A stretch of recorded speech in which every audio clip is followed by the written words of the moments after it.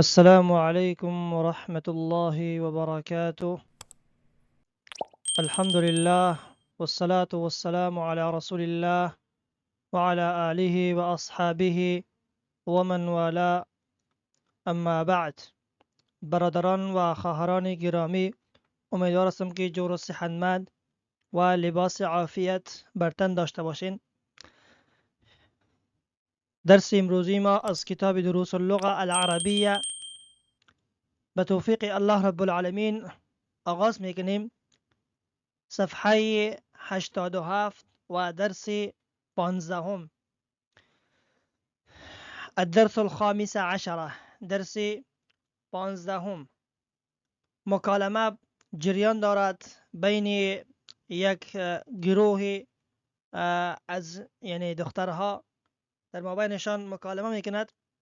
باید این را هم شما در مابین خودتان در صنفی خودتان میتونید که مکالمه کنید تا که عربی را با سرعت یاد بگیرید. ما شما این صفحه را میخونیم و تمرینات را در درس بعدی انشاءالله حل میکنیم به توفیق الله رب العالمین. الفتیات، بعضی از نوجوان ها میآید و از زینب پرسان میکنه، یعنی جورپرسی میکنه و زینب از آنها چند سوال میکنه. السلام علیکم و رحمت الله و برکاته.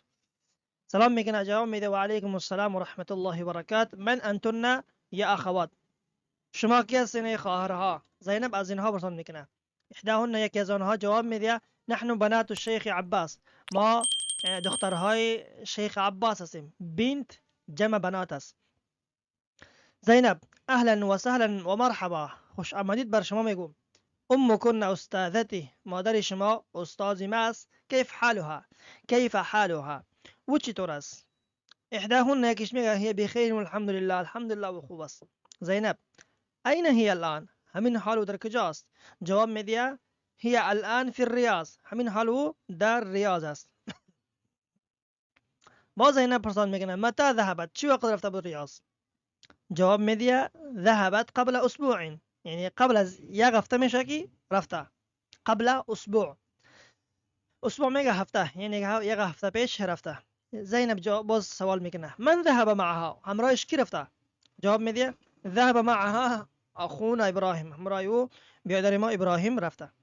زینب با جواب میده، سوال میکنه کیف حالکن، حالی از خودتان بگین، شما چه حال دارین، خوب هستین؟ جواب میده نحن بخیر والحمد لله، الحمد لله ما خوب هستیم. تمامشان جواب میده. باز زینب فی ای مدرسه انتن، شما در کدام مدرسه هستین؟ مثل که در کدام مدرسه اینا درس میخوانده، از این خاطر باز پرسان میکنه. صفحه بعدی رو ببینین.